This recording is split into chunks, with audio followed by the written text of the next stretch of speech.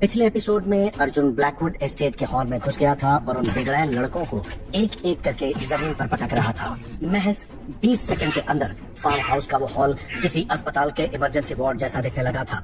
पांचों लड़के जमीन पर पड़े दर्द से करा रहे थे। किसी का हाथ टूट चुका था तो किसी का पैर। वे सब अपनी जान की भीख मांग रहे थे, लेकिन अर्जुन ने उन पर कोई दया नहीं दिखाई और एक एक करके उन पर इस तरह से अटैक किया जिससे वो वहीं पैरालाइज होकर पड़े रहे। अर्जुन ने गुस्से में कहा, ये सजा तुम्हारे लिए मौत से भी बुरी है। और फिर वो सीधा कशिश के पास गया। वो थोड़े रोबोटिक आवाज में बोला। अभी भी कशिश घबराई हुई थी, लेकिन अर्जुन ने रोबोटिक आवाज में कहा, मुझे तुम्हारे भाई अर्जुन ने भेजा है। अब तुम बिल्कुल सेफ हो, तुम्हें डरने की जरूरत नहीं है। अर्जुन का नाम सुनकर उसकी सांस में सांस आई। उसने घबराते हुए कहा, आप मुझे बचाने के लिए आए हैं? अर्जुन इस वक्त कशिश को अपने गले से लगाना चाहता था, लेकिन वो किसी के सामने अपनी इस आइडेंटिटी को डिस्क्लोज नहीं कर सकता था। अर्जुन ने कहा, अब कोई तुम्हें परेशान नहीं करेगा। अर्जुन ने अपनी स्टोरेज रिंग से एक साफ रुमाल निकाला और कशिश के माथे से बहते हुए खून को बहुत ही आराम से साफ किया। कशिश की घबराहट थोड़ी कम हो गई थी। वो अभी भी बच्चों की तरह रो रही थी। रोते हुए उसने कहा, मुझे बहुत डर लग रहा था। मुझे लगा मैं कभी घर वापस नहीं जा पाऊंगी। अर्जुन ने रोबोटिक वॉइस में कहा, अब घर चलते हैं। अर्जुन ने कशिश को सहारा देकर खड़ा किया। वो उसे लेकर दरवाजे की तरफ बढ़ने लगा। जमीन पर पड़े लड़के अभी भी रो रहे थे। उनमें से एक ने दर्द में कहा, तुम हमें ऐसे मारकर नहीं बच पाओगे। मेरे पापा तुम्हें छोड़ेंगे नहीं। अर्जुन दरवाजे पर रुका। उसने मुड़कर उन लड़कों को देखा। उसकी आंखों में कोई भाव नहीं था। तुम्हारे पिता को आज ये सोचना पड़ेगा कि वो इस शहर में रहने लायक है या नहीं। तुम लोगों का जो हिसाब करना था वो मैंने कर दिया है। अब पूरी जिंदगी तुम्हारी उम्र अस्पताल के बिस्तर पर ही बीतेगी। वहीं शालिनी को इन्फॉर्मेशन मिल गई थी कि एक आदमी को देखा गया है जिसने नाइट लॉर्ड जैसा आर्मर पहना हुआ है, लेकिन वो थोड़ा यूनिक है। शालिनी ने कहा, ठीक है, अब वहां से निकलो। वो वहां पर है तो अब किसी को वहां जाने की जरूरत नहीं है। वहीं अर्जुन कशिश को लेकर फार्म हाउस से बाहर निकल आया। बारिश अब रुक चुकी थी। अर्जुन को पता था कि वो यहाँ ज्यादा देर तक नहीं रुक सकता और पहले कशिश को अपने साथ भी नहीं लेकर जा सकता था, क्योंकि अगर गलती से उसकी कोई फोटो वायरल हो गई और कशिश उसमें आ गई तो कशिश के लिए प्रॉब्लम खड़ी हो सकती थी। अभी भी कुछ लोगों की नजर उस आर्मर वाले इंसान पर थी और वो शालिनी के कांटेक्ट में थे। उन्होंने कहा, वो जो भी था कशिश को छोड़कर जा चुका है और वो सेफ है। कुछ ही देर में वहां मिलिट्री की गाड़ी आ गई। शालिनी ने अपने आदमी से कहा, अब तुम भी वहां से निकल जाओ। और शालिनी का ऑर्डर सुनकर वो सभी वहां से निकल गए। अर्जुन आसमान में था, तभी उसका फोन बजने लगा। वो शालिनी का फोन था। अर्जुन ने कॉल रिसीव किया। अर्जुन, कशिश मिली? वो ठीक तो है? शालिनी ने पूछा, जबकि उसे पता था कि वो मिल चुकी है। हाँ मऊ, कशिश सौरभ मल्होत्रा के साथ है। वो सुरक्षित है। उसे थोड़ी चोट आई है, लेकिन वो ठीक है। वो लोग उसे लेकर बेस पर जा रहे हैं। अर्जुन ने जवाब दिया। और वो लड़के? शालिनी का सवाल बहुत ही सीधा था। वो अंदर है, जिंदा है, लेकिन आगे की जिंदगी उनके लिए बहुत मुश्किल होने वाली है। अर्जुन ने शांत आवाज में कहा। शालिनी ने कहा, ठीक है, तुम बेस पर पहुंचो, मैं तुमसे वहीं मिलती हूँ। उसके बाद कॉल कट गया। शालिनी एक गाड़ी के पास खड़ी थी और उसकी नजरें अभी भी उसी दिशा में थीं जिधर वो फार्म हाउस था। उसके दिमाग में कई तरह के विचार एक साथ चल रहे थे।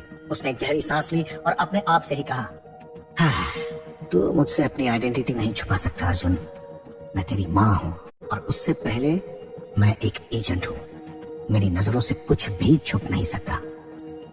उसने आगे कहा, तेरे पिता नाइट लॉर्ड थे। उनके पास भी एबनॉर्मल पावर्स थी, ऐसी शक्तियां जो किसी आम इंसान की समझ से बिल्कुल बाहर थीं। उन्होंने भी दुनिया के नियमों को अपने तरीके से मोड़ा था और अब तू भी बिल्कुल उसी रास्ते पर चल रहा है। शालिनी जानती थी कि ये शक्तियां विरासत में मिली हैं और इन्हें हमेशा के लिए दुनिया से छुपा कर रखना मुमकिन नहीं है। उसने दरवाजा खोला, अंदर बैठी और गाड़ी स्टार्ट करके बेस के लिए निकल गई। उसका दिमाग अब पूरी तरह से अपनी बेटी कशिश और अपने बेटे अर्जुन पर फोकस था। दूसरी तरफ अर्जुन अपनी गाड़ी के पास पहुंच गया था। बारिश रुक चुकी थी और मौसम में एक अजीब सी ठंडक थी। अर्जुन ने अपना आर्मर वापस अपने हार्ट स्पेस में समेट लिया था और अब वो अपने उन्हीं सामान्य कपड़ों में आ गया था जो उसने पहले पहने हुए थे। उसने अपने हाथों को देखा और अपनी आध्यात्मिक चेतना को अपनी स्टोरेज रिंग के अंदर भेजा, जहां उसका ब्लैक आर्मर रखा हुआ था। वो आर्मर चंद्रताल के उस हमले में काफी क्षतिग्रस्त हो गया था। अर्जुन ने खुद से ही कहा, मुझे अपना ब्लैक आर्मर जल्द से जल्द ठीक करना ही होगा, बिना इसके मेरी मुसीबत काफी बढ़ गई है। उसे पता था कि आने वाले समय में उसे इसकी बहुत जरूरत पड़ने वाली है। वो अपनी गाड़ी के सहारे खड़े होकर इंतजार करने लगा। उसकी नजरें सामने सड़क पर टिकी थी। कुछ ही देर में सड़क के उस मोड़ से सौरभ मल्होत्रा की गाड़ी आती हुई दिखाई दी। जैसे ही गाड़ी अर्जुन के करीब आकर रुकी, अर्जुन सीधे पिछले दरवाजे की तरफ बढ़ा। उस गाड़ी की पिछली सीट पर कशिश बैठी हुई थी। अर्जुन बहुत अच्छे से जानता था कि इस वक्त कशिश को किसी अपने की बहुत ज्यादा जरूरत है। वो अंदर से पूरी तरह टूट चुकी थी और डरी हुई थी। अर्जुन के दिल में सबसे बड़ा दुख यही था कि उसकी बहन बार बार किसी न किसी मुसीबत में पड़ती रहती है। गाड़ी के अचानक रुकने की वजह से कशिश अंदर घबरा गई थी। उसे लगा कि शायद वे लोग फिर से किसी नई मुसीबत में फंस गए हैं। उसने डरते हुए अपनी नजरें उठाई और तभी उसकी नजर विंडो के कांच पर गई। बाहर अर्जुन खड़ा था। अर्जुन को देखते ही कशिश के चेहरे के एक्सप्रेशन पूरी तरह से बदल गए। उसका सारा डर एक पल में जैसे कहीं गायब हो गया। उसने जल्दी से दरवाजा ओपन किया और बाहर निकली। बाहर निकलते ही वो सीधे अर्जुन के गले लग गई। कशिश बहुत जोर जोर से रो रही थी। उसकी आंखों से आंसू रुकने का नाम नहीं ले रहे थे। उसने अर्जुन को इतनी कसकर पकड़ा हुआ था जैसे वो उसे कभी छोड़ना ही नहीं चाहती हो। अर्जुन ने अपने दोनों हाथों से कशिश को संभाला। उसने बहुत ही शांत आवाज में कहा, तुम रो क्यों रही हो कशिश? अब सब ठीक है, मैं आ गया हूं ना। अब तुम्हें किसी से डरने की कोई जरूरत नहीं है। उसने बड़े प्यार से कशिश के सिर को सहलाया और उसकी पीठ थपथपाई। कुछ देर तक कशिश ऐसे ही अर्जुन के गले लगकर रोती रही। अर्जुन ने उसे रोने दिया ताकि उसके अंदर का सारा डर आंसुओं के जरिए बाहर निकल जाए। जब कशिश थोड़ी शांत हुई तो अर्जुन ने उसे खुद से थोड़ा अलग किया और कहा, चलो अब घर चलते हैं। उसने कशिश को अपनी गाड़ी की अगली सीट पर बैठाया। जब कशिश बैठ रही थी तो अर्जुन की नजर उसके सिर की उस चोट पर गई जहां खून सूख चुका था। चोट अभी भी ताजा थी और वहां खून के निशान थे। अर्जुन ने दरवाजा बंद किया और खुद ड्राइविंग सीट पर आकर बैठ गया। अर्जुन ने गाड़ी स्टार्ट की और वहां से बेस के लिए निकल गया। सौरभ मल्होत्रा की गाड़ी और बाकी सभी मिलिट्री गाड़ियां भी उसके साथ एक काफिले के रूप में चल रही थी। उसी समय सौरभ मल्होत्रा के आदेश पर पूरी मिलिट्री को ऑर्डर मिल गया था कि वे शहर से नाकाबंदी हटा दें। सड़कों पर जो बैरिकेड्स लगे थे वे हटाए जाने लगे। सभी मिलिट्री की गाड़ियां, सेना के ट्रक और जवान सड़कों से वापस अपने बेस की तरफ लौटने लगे। आसमान में जो शालिनी की सीक्रेट टीम के हेलीकॉप्टर उड़ रहे थे वे भी बिना किसी शोर के बादलों के बीच कहीं गायब हो गए। शहर के लोगों ने जब ये नजारा देखा तो उन्होंने राहत की सांस ली। जो माहौल कुछ देर पहले युद्ध जैसा लग रहा था वो अब धीरे धीरे सामान्य हो रहा था। लोगों को ये समझ आ गया था कि मिलिट्री को जिस भी चीज या इंसान की तलाश थी वो उन्हें मिल चुका है। शहर का ट्रैफिक फिर से पहले की तरह चलने लगा था। अर्जुन की गाड़ी बेस के रास्ते पर तेजी से दौड़ रही थी। अर्जुन का ध्यान ड्राइविंग सीट पर था, लेकिन जैसे ही वो बेस पर पहुंचने वाला था उसकी नजर कशिश के चेहरे पर गई। इस वक्त कशिश गहरी नींद में सो चुकी थी। दिन भर की मानसिक और शारीरिक थकान ने उसे पूरी तरह से तोड़ दिया था और अब सुरक्षित महसूस करने के बाद उसे नींद आ गई थी। अर्जुन ने गाड़ी की रफ्तार थोड़ी कम की। उसने अपना बायां हाथ आगे बढ़ाया और बड़े प्यार से कशिश के सिर पर लगी उस चोट के पास रखा। उसने अपनी आंखें बंद की और तभी अर्जुन की हथेली से एक चमकदार हरे रंग की रोशनी निकलने लगी। ये रोशनी किसी जुगनू की तरह चमक रही थी। ये सामान्य ऊर्जा नहीं थी, ये ग्रीन बीटल बीस्ट की शुद्ध रिकवरी एनर्जी थी जिसमें किसी भी जीवित कोशिका को दोबारा बनाने और घाव को तुरंत भरने की अद्भुत क्षमता थी। वो हरे रंग की रोशनी धीरे धीरे कशिश के माथे की चोट के अंदर प्रवेश करने लगी। ऊर्जा के जाते ही एक चमत्कार सा होने लगा। जो खून सूख गया था वो उस रोशनी के प्रभाव से साफ होने लगा और कशिश की त्वचा बिल्कुल नई और कोमल होने लगी। इस पूरी प्रक्रिया में कशिश को कोई दर्द महसूस नहीं हुआ, बल्कि वो और भी गहरी और सुकून भरी नींद में चली गई। कुछ ही सेकंड के अंदर वो हरे रंग की रोशनी गायब हो गई और कशिश की चोट बिल्कुल सही हो गई थी। उसके माथे पर अब कोई निशान तक नहीं बचा था। ऐसा लग रहा था जैसे कि उसे कभी कोई चोट आई ही नहीं थी। अर्जुन ने अपना हाथ वापस ले लिया और गाड़ी को बेस के मुख्य द्वार की तरफ मोड़ दिया। वहीं दूसरी तरफ ड्रैगन सोल डायमेंशन में एक बिल्कुल ही अलग तरह की हलचल मची हुई थी। प्राचीन रक्त घाटी में राजकुमारी वेदिका अपनी जगह पर बैठी थी। उसने अपनी क्लास 6 की महाविनाशक रक्त रेखा तकनीक को पूरी तरह से मास्टर कर लिया था। ये एक ऐसी तकनीक थी जो किसी की भी खून की गति को नियंत्रित कर सकती थी और दुश्मनों को अंदर से ही नष्ट कर सकती थी। वेदिका की खुशी का कोई ठिकाना नहीं था। उसने सालों की मेहनत के बाद वो मुकाम हासिल कर लिया था जिसका वो सपना देख रही थी। लेकिन इस वर्जित तकनीक को मास्टर करने की एक बहुत बड़ी कीमत उसे चुकानी पड़ी थी। जब वो अपनी जगह से उठकर वहां से अपने मुख्य भवन में जाने को हुई तो अचानक उसका सिर बहुत तेजी से घूमने लगा। उसकी आंखों के सामने अंधेरा छाने लगा और उसके पैरों की ताकत जवाब देने लगी। इस टेक्निक की असीमित ऊर्जा ने उसके शरीर को बहुत कमजोर कर दिया था। लेकिन वेदिका बहुत चालाक थी। उसे पता था कि ऐसा हो सकता है, इसलिए उसने उठने से पहले ही अपनी आध्यात्मिक शक्ति का इस्तेमाल करके एक आयामी द्वार खोल लिया था। जैसे ही उसका संतुलन बिगड़ने लगा, उसने अपने आखिरी बचे हुए होश के साथ उस नीले रंग के चमकते हुए द्वार में कदम रख दिया। द्वार में कदम रखते ही वो सीधे अपने मुख्य भवन के आलीशान और विशाल कमरे में पहुंच गई थी। वहां पहुंचते ही वो और ज्यादा खड़ी नहीं रह सकी और लड़खड़ाकर ठंडे संगमरमर के फर्श पर गिर पड़ी। वो पूरी तरह से निढाल हो चुकी थी। लेकिन कुछ ही देर बाद कमरे में एक अजीब सी प्रक्रिया शुरू हुई। वेदिका के शरीर के चारों तरफ लाल रंग की ऊर्जा दिखाई देने लगी। ये वही रक्त रेखा ऊर्जा थी जिसे उसने अभी अभी हासिल किया था। वो लाल ऊर्जा एक कोमल धुंध की तरह उसके शरीर को लपेटने लगी। जो त्वचा अभ्यास के दौरान सूख गई थी और झुर्रीदार हो गई थी, वो अब इस ऊर्जा के पोषण से वापस जीवंत होने लगी। धीरे धीरे उसका शरीर पहले की तरह ही बेदाग और बेहद खूबसूरत होने लगा। उसकी सुंदरता अब पहले से भी ज्यादा आकर्षक लग रही थी। वेदिका फर्श पर लेटी हुई थी, पर उसके चेहरे पर एक विजय की मुस्कान थी। लेकिन वेदिका या ड्रैगन सोल डायमेंशन के किसी भी इंसान को इस बात का बिल्कुल भी अंदाजा नहीं था कि डायमेंशन में एक बहुत बड़ी मुसीबत बढ़ने वाली थी। इस मुसीबत की वजह कोई प्राकृतिक आपदा नहीं थी, बल्कि इसकी वजह थी किसी का सीधे उस प्राचीन ड्रैगन से टकराना और उस पर अटैक करना। वो प्राचीन ड्रैगन दहाड़ता हुआ अपने ड्रैगन माउंटेन से, जो उसकी सबसे सीक्रेट जगह थी और जहां वो हमेशा आराम करता था, उससे मीलों दूर निकलकर आसमान में आ गया था और अपनी सुनहरी आभा के साथ शांति से लहरें लेते हुए अपनी खुशी जाहिर कर रहा था। अब पूरी तरह से क्रोध में आ चुका था और इस क्रोध का कारण एक काले लिबास वाला आदमी था। इस आदमी ने ड्रैगन के रास्ते में आकर अपनी शक्तियों से उस पर वार किया था, जिसकी वजह से ड्रैगन का गुस्सा अपनी चरम सीमा पर पहुंच गया था। ड्रैगन के लिए ये महज एक हमला नहीं, बल्कि उसके अस्तित्व को दी गई चुनौती थी। असल में ये काले लिबास वाला बूढ़ा आदमी बहुत पहले से उसके इलाके में मौजूद था। उसकी नजर उस विशाल ड्रैगन पर पड़ गई थी। जब उस बूढ़े आदमी ने ड्रैगन के शरीर से निकलती हुई उस शुद्ध सुनहरी ऊर्जा को देखा तो उसे लगा कि अगर वो इस ड्रैगन की शक्ति का हिस्सा भी हासिल कर ले तो वो इस डायमेंशन का सबसे शक्तिशाली इंसान बन सकता है। ड्रैगन को अपने सामने देखकर उसकी खुशी का ठिकाना नहीं रहा था।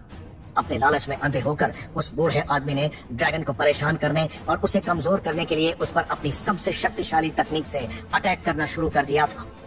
ड्रैगन, जिसे किसी का भी दखल पसंद नहीं था, वो उस काले लिबास वाले आदमी को पूरी तरह से खत्म करना चाहता था। ड्रैगन अपने मुंह से सुनहरी लपटें छोड़ रहा था जो हवा को भी जला रही थी। लेकिन वो आदमी कोई मामूली इंसान नहीं था। वो ड्रैगन के सीधे वार से बचता हुआ लगातार पीछे की तरफ भाग रहा था और वो आदमी ड्रैगन को अपनी चाल में फंसाकर मध्य साम्राज्य की तरफ लेकर जा रहा था। ये काले लिबास वाला आदमी देखने में बहुत ही बूढ़ा लग रहा था। उसकी सफेद दाढ़ी और झुर्रीदार चेहरा उसे कमजोर दिखाता था, लेकिन उसकी फुर्ती किसी जवान योद्धा से भी कहीं ज्यादा थी।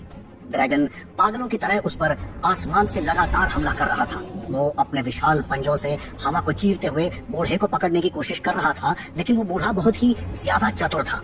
वो अपने एक जगह से एक परछाई की तरह गायब होता और ड्रैगन के हमलों से बार बार बच रहा था। ये बूढ़ा और कोई नहीं बल्कि राजकुमारी वेदिका का रहस्यमय मास्टर कुबेर था।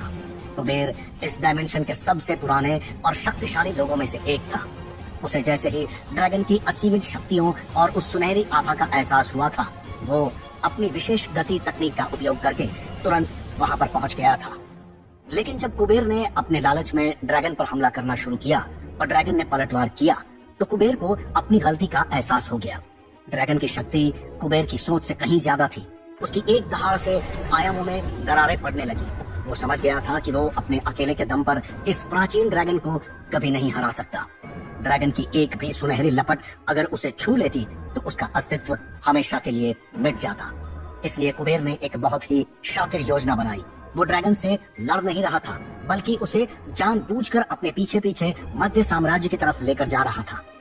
बुजुर्ग कुबेर ने मध्य साम्राज्य के बड़े और खतरनाक जंगल में इस ड्रैगन को उलझाने और वहां के अन्य शक्तिशाली योद्धाओं की मदद से इसे पकड़ने की परियोजना बना ली थी। उसे पता था कि मध्य साम्राज्य के योद्धा जब इस ड्रैगन को देखेंगे तो वे भी इसे मारने के लिए टूट पड़ेंगे और तब कुबेर को अपना मौका मिल जाएगा। मध्य साम्राज्य की सीमा के करीब पहुंचते ही कुबेर ने अपने लबादे के अंदर से एक विशेष प्रकार का चमकदार क्रिस्टल निकाला। उसने अपनी आध्यात्मिक ऊर्जा उस क्रिस्टल में डाली और उसे पूरी ताकत से हवा में ऊपर की तरफ उछाल दिया। वो क्रिस्टल जैसे ही आसमान की ऊंचाइयों पर पहुंचा, उसमें एक बहुत बड़ा विस्फोट हुआ, जिससे एक चमकदार नीली और लाल रोशनी पूरे आसमान में फैल गई। ये रोशनी किसी आम पटाखे की नहीं थी, ये स्पष्ट रूप से मध्य साम्राज्य में आपातकालीन स्थिति का सबसे बड़ा संकेत था।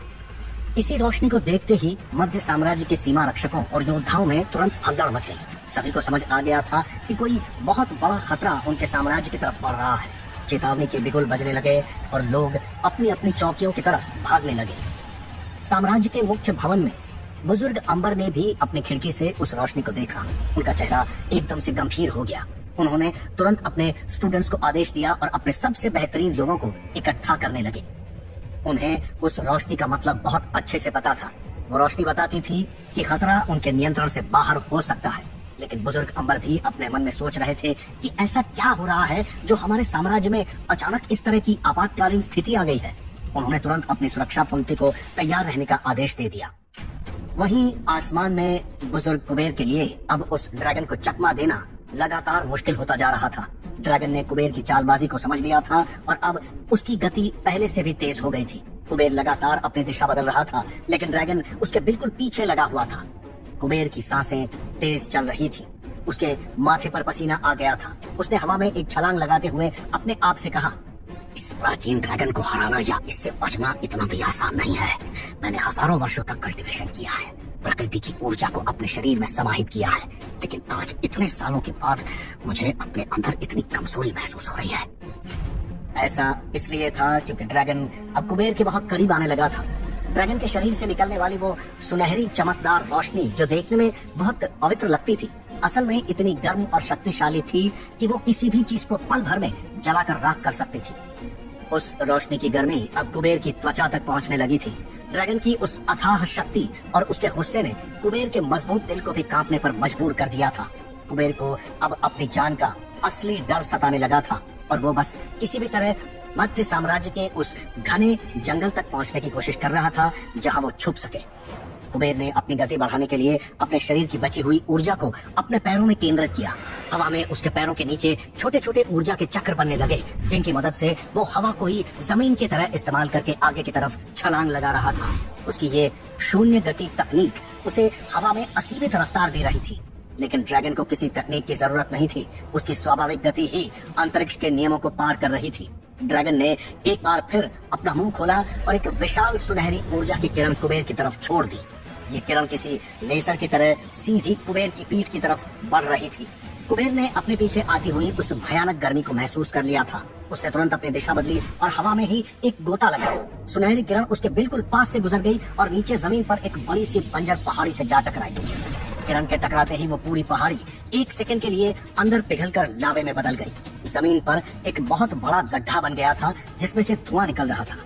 ये नजारा देखकर कुबेर की आंखें फटी रह गई।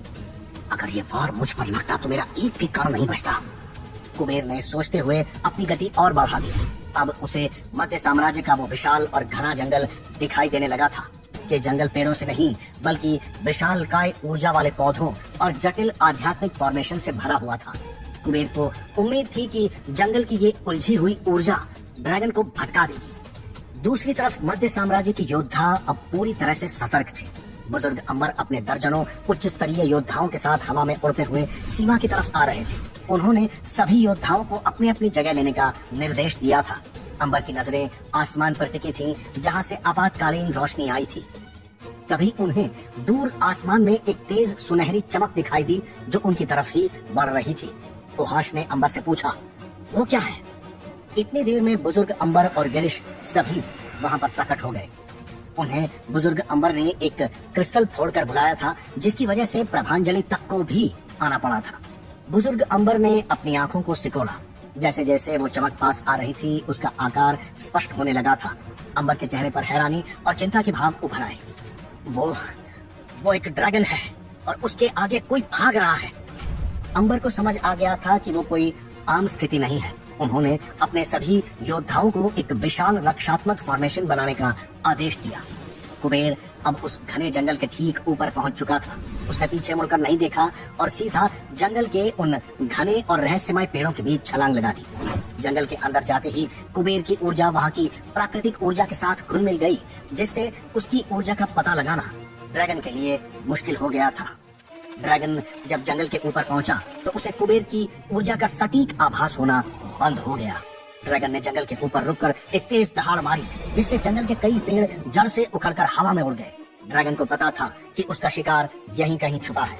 उसने अपनी सुनहरी आंखों से पूरे जंगल को ऐसे देखना शुरू कर दिया जैसे कि वो जंगल को स्कैन कर रहा हो। वहीं पृथ्वी पर बेस के सीक्रेट रूम का माहौल पहले से ज्यादा शांत हो गया था। ईशा ने बच्ची को बहुत ही सावधानी से शिवन्या के पास लिटा रखा था। शिवन्या गहरी नींद में थी। ईशा वहीं पास में एक कुर्सी पर बैठी थी और बच्चे को निहार रही थी। दरवाजा खुला और शालिनी अंदर आई। उसके चेहरे पर जो गुस्सा था वो अब शांत हो चुका था। वो जानती थी कि कशिश अब सुरक्षित है और अर्जुन उसके साथ है। शालिनी ने आते ही शिवन्या और बच्चे की तरफ देखा। ईशा ने धीमी आवाज में पूछा, बुआ जी, क्या कशिश मिल गई? अर्जुन भाई ने कॉल किया था। शालिनी ने पास आकर ईशा के कंधे पर हाथ रखा और कहा, हाँ ईशा, अर्जुन कशिश को लेकर आ रहा है। वो बिल्कुल सुरक्षित है। अर्जुन ने सब कुछ संभाल लिया है। ईशा ने भी राहत की सांस ली। बहुत अच्छा हुआ। मैं भी मन ही मन यही सोच रही थी कि भाई उसे सही सलामत वापस ले आए। शालिनी ने बच्चे के छोटे से हाथ को छुआ। इस बच्चे के जन्म ने बहुत सी चीजें बदल दी है ईशा। मुझे पता है तुम्हारे मन में बहुत से सवाल हैं और मेरे मन में भी, लेकिन अभी के लिए सबसे जरूरी बात यह है कि हमारा परिवार सुरक्षित है। कुछ ही देर में अर्जुन भी कशिश को लेकर सीक्रेट रूम के दरवाजे तक पहुंच गया। कशिश अभी भी अर्जुन के कंधे पर सिर रखे हुए सो रही थी। अर्जुन उसे बहुत ही आराम से अंदर लाया और पास के एक सोफे पर लिटा दिया। अब उस सीक्रेट रूम में पूरा परिवार एक साथ था। बाहर की दुनिया में जो भी तूफान चल रहा था वो इस कमरे की चार दीवारी के बाहर ही रुक गया था। अर्जुन जानता था कि यह शांति हमेशा के लिए नहीं है। उसे अपने आर्मर को ठीक करना था और उन सभी सवालों के जवाब ढूंढने थे जो उसके सामने आए थे। वहीं परीक्षित आर्या अपने वॉर रूम में खड़े थे। चारों तरफ स्क्रीन्स लगी हुई थीं और उस रूम में कम्युनिकेट करने के एडवांस्ड फीचर्स थे। उनका चेहरा सख्त था, लेकिन उनके अंदर भावनाओं का एक तूफान उठ रहा था। तभी उन्हें सौरभ मल्होत्रा का मैसेज मिला कि अर्जुन कशिश को लेकर आ गया है। ये सुनते ही परीक्षित आर्या ने एक लंबी राहत की सांस ली। उनका दिल, जो कुछ देर पहले तक एक अजीब से खौफ और अपराध बोध में जकड़ा हुआ था, वो अब थोड़ा हल्का महसूस कर रहा था। वे तुरंत अपने कैबिन से निकले और लंबे तेज कदमों के साथ सीक्रेट रूम की तरफ चल दिए। चलते हुए उनके मन में भावनाओं का एक ऐसा सैलाब उमड़ पड़ा जिसे वे खुद भी समझ नहीं पा रहे थे। मेरी नातिन, उन्होंने अपने आप से कहा। उनका वो कठोर चेहरा, जो हमेशा सैन्य रणनीतियों और सख्त फैसलों के लिए जाना जाता था, आज एक नाना के प्यार और अफसोस से भर गया था। परीक्षित आर्या ने मन ही मन सोचा, जब सत्यम और अभय दोनों को इस बारे में पता चलेगा कि उनकी एक प्यारी सी भांजी भी है, तो उन दोनों की खुशी का ठिकाना नहीं रहेगा। इतनी बड़ी बात इस नालायक ने और शालिनी ने मुझसे और अपने भाइयों से इतने सालों तक छुपा कर रखी। मैं इसे अच्छा सबक सिखाऊंगा। लेकिन यह सबक गुस्से का नहीं, बल्कि एक पिता की उस शिकायत का था जो सिर्फ अपनी बेटी के लिए झूठा गुस्सा दिखा सकते थे। वे तेज कदमों के साथ सीक्रेट रूम के दरवाजे पर पहुंचे। सुरक्षा कर्मियों ने तुरंत उनके लिए दरवाजा खोल दिया। अंदर का नजारा देखकर उनके कदम एक पल के लिए ठिठक गए। कमरे में शांति और खुशी का माहौल था। कशिश सोफे पर लेटी हुई गहरी नींद में सो रही थी। परीक्षित आर्या की नजरें सबसे पहले कशिश पर ही गईं। सौरभ मल्होत्रा ने उन्हें अपनी रिपोर्ट में बताया था कि कशिश को एक्सीडेंट में सिर पर गहरी चोट आई है और खून बह रहा था। लेकिन जब परीक्षित आर्या ने कशिश का माथा देखा तो वे हैरान रह गए। उसके माथे पर चोट का कोई निशान नहीं था। उसकी त्वचा बिल्कुल साफ और बेदाग थी। उन्हें ये समझते देर नहीं लगी कि ये अर्जुन का ही कारनामा है। ये लड़का सच में इंसानियत की हदों से बहुत आगे निकल चुका है। परीक्षित आर्या ने अपनी नाती की ताकत पर गर्व करते हुए सोचा। इतनी ही देर में शिवन्या की आंखें भी दोबारा से खुल गईं। उसने एक गहरी सांस ली और अपने आसपास देखा। जब उसने देखा कि अर्जुन, ईशा, शालिनी और परीक्षित आर्या सभी सुरक्षित रूप से उसके पास मौजूद हैं, तो उसके थके हुए चेहरे पर एक बहुत ही प्यारी और हल्की सी मुस्कुराहट आ गई। उसकी नजरें अर्जुन को ढूंढ रही थीं। वो देखना चाहती थी कि अपने पहले बच्चे को देखकर एक पिता बनने के बाद अर्जुन को कैसा महसूस हो रहा है। अर्जुन भी तुरंत शिवन्या के पास सोफे के किनारे पर आकर बैठ गया। उसने बहुत ही प्यार से शिवन्या के सिर पर हाथ फेरा। अर्जुन की आवाज में दुनिया भर की फिक्र और प्यार छुपा हुआ था। उसने पूछा, अब तुम कैसी हो शिवन्या? शिवन्या ने अर्जुन का हाथ अपने गाल पर रखा और धीरे से बोली, मैं ठीक हूँ अर्जुन, बिल्कुल ठीक हूँ। तभी ईशा ने मुस्कुराते हुए वो नन्हा सा बच्चा शिवन्या की गोद में रख दिया। शिवन्या ने जब अपने बच्चे को देखा तो उसकी आंखों से खुशी के आंसू छलक पड़े। ये उसके लिए एक बिल्कुल नया और प्यारा एहसास था। उसने अपने बच्चे के छोटे से चेहरे को निहारा और फिर प्यार से अर्जुन की तरफ देखते हुए कहा, अर्जुन, ये मेरा और तुम्हारा बच्चा है। हम पेरेंट्स बन गए हैं। अर्जुन की आंखें भी नम हो गईं। उसने शिवन्या के माथे को चूमा और कहा, हाँ शिवन्या, हमारी दुनिया अब पूरी हो गई है। शालिनी जो पास ही खड़ी ये सब देख रही थी, उसकी आंखों में भी आंसू थे। उसने अर्जुन के कंधे पर हाथ रखा और एक माँ के अधिकार से कहा, अब तुम बड़े हो गए हो अर्जुन, एक पिता बन गए हो। अब अपनी जिम्मेदारियों को समझो। ये जिम्मेदारी सिर्फ मिशन पूरे करने तक ही सीमित नहीं है, बल्कि एक जीवन को सही रास्ता दिखाने की भी है। और अब तुम अपने नाना जी से दूर ही रहो तो तुम्हारे लिए ज्यादा अच्छा रहेगा। ये सुनकर परीक्षित आर्या शालिनी को घूरने लगे। उन्होंने कहा, तुम अर्जुन को क्या पट्टी पढ़ा रही हो और मैंने ऐसा क्या कर दिया जो तुम उसे मुझसे दूर रहने के लिए बोल रही हो? शालिनी बोली, मुझे अच्छे से पता है कि आपके मिशन कितने खतरनाक होते हैं। अब उसकी जिम्मेदारियां बढ़ गई हैं और वो एक बच्चे का पिता है। ये सुनकर परीक्षित आर्या ने अपने आप से ही कहा, अब इसके सामने कुछ कहना दीवार में सिर मारने जैसा रहेगा। इसे जो बोलना है बोलने दो। शालिनी ने परीक्षित आर्या को चुप कर दिया था और फिर कुछ सोचकर बोली, मुझे लगता है अब हमें अंकल जयदेव खुराना और उनके परिवार को भी इस बारे में बता देना चाहिए। उन्हें शिवन्या की बहुत फिक्र होगी। अर्जुन ने थोड़ा हिचकिचाते हुए कहा, मॉम, उन्हें हमारी आर्या फैमिली के बारे में और इन सब सीक्रेट्स के बारे में कुछ नहीं पता है। अगर वे सीधे इस मिलिट्री बेस पर आएंगे तो वे घबरा जाएंगे। पहले हम शिवन्या को यहाँ से डिस्चार्ज करवा लेते हैं, उसे किसी नॉर्मल जगह पर शिफ्ट कर देते हैं और उसके बाद आप उन्हें फोन कर देना। आप तो जानती हैं, यहाँ सीक्रेट रूम तक हर किसी का आना अलाउड नहीं है। तभी परीक्षित आर्या, जो अभी तक खामोश बैठे सब सुन रहे थे, उन्होंने अपनी भारी लेकिन शांत आवाज में कहा, कोई बात नहीं अर्जुन, तुम फोन कर दो शालिनी। परीक्षित आर्या ने शालिनी की तरफ देखा और कहा, मैं शिवन्या और बच्चे के रहने का अरेंजमेंट अपने मैंशन में करवा देता हूँ। वो जगह पूरी तरह से सुरक्षित है और वहाँ कोई सीक्रेट पाबंदियां भी नहीं होंगी। और वैसे भी मुझे भी अभय और सत्यम को यह खुशखबरी देनी है। अर्जुन ने मुस्कुराते हुए कहा, हाँ दादाजी, मैं मामा जी को फोन कर दूंगा, वे खुश हो जाएंगे। तभी परीक्षित आर्या का चेहरा थोड़ा सख्त हुआ। उन्होंने शालिनी की तरफ एक गहरी नजर डाली और कहा, और शालिनी, जो तूने इतनी बड़ी बात मुझसे इतने सालों तक छुपाई, उसका क्या? मुझे पता ही नहीं था कि मेरी एक इतनी प्यारी सी नातिन भी है। तूने मुझे इस खुशी से दूर क्यों रखा? शालिनी ने कहा, मुझे भी कुछ वक्त पहले ही इस बारे में पता चला था और अभी कुछ दिन पहले ही कशिश को हमारे बारे में पता चला। जब मैं इनके पापा का लॉकर खोलने के लिए गई थी, उसे भी ये सब समझने के लिए थोड़ा वक्त चाहिए और अब आप अपनी नातिन से खुद बात कर सकते हैं। परीक्षित आर्या ने कहा, इसे मेरे बारे में कुछ पता ही नहीं है और जब इसे हमारे बारे में पता चलेगा तो ये कैसे रिएक्ट करेगी? शालिनी ने कहा, आपने पहले ही उसे डरा दिया था, अब ये सब आप ही हैंडल करो, मैं इसमें आपकी कोई मदद नहीं कर सकती। और फिर शालिनी अपने पोते को खिलाने लगी। शालिनी का दिमाग कहीं और भी चल रहा था। उसने कशिश को सोते हुए देखा और खुद से ही मन में कहा, अब मेरी फैमिली पूरी हो गई है। मेरे दोनों बच्चे मेरे साथ हैं, सुरक्षित हैं। मेरा अर्जुन अब अपनी जिम्मेदारी संभाल सकता है। अब मैं कुछ वक्त बाद अपने उस अधूरे मिशन पर जा सकती हूँ। मुझे निकेतन का पता लगाना ही होगा। मैं जानना चाहती हूँ कि परसों पहले उस रात आखिर हुआ क्या था। वहीं दूसरी तरफ सीक्रेट रूम के बाहर की दुनिया में एक अलग ही तहलका मचा हुआ था। दुनिया के कुछ बहुत पावरफुल लोग जो अंडरवर्ल्ड और खुफिया एजेंसीज पर राज करते थे, वे आसमान में वाइपर की टीम के उन काले हेलीकॉप्टर्स को देखकर हैरान और परेशान थे। डार्क वेब और खुफिया नेटवर्क्स में अब सिर्फ और सिर्फ वाइपर के वापस आने की ही चर्चा थी। जो दुश्मन ये सोचकर बेखौफ बैठे थे कि वाइपर मर चुकी है, उनकी नींदें उड़ गई थी। तभी सीक्रेट रूम का दरवाजा खुला और सौरभ मल्होत्रा अंदर आए। उनका चेहरा हमेशा की तरह शांत था। उन्होंने आते ही अर्जुन को गले लगाया और उसे कांग्रेचुलेट किया। बहुत बहुत बधाई हो सर। अर्जुन आज बहुत खुश था।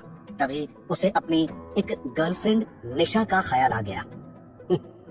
कहाँ एक तरफ वो लड़की जो हमेशा मेरा फायदा उठाती रही, तो कहाँ शिवन्या जिसने मेरे लिए इतना दर्द बर्दाश्त किया, फिर भी मैंने उस पर शक किया। कुछ ही देर में मेडिकल टीम की मदद से शिवन्या और बच्चे को परीक्षित आर्या के बेहद सुरक्षित और आलीशान ऑफिशियल मैंशन में शिफ्ट करने की तैयारी शुरू हो गई। उसी वक्त सोफे पर सो रही कशिश की आंखें खुल गईं।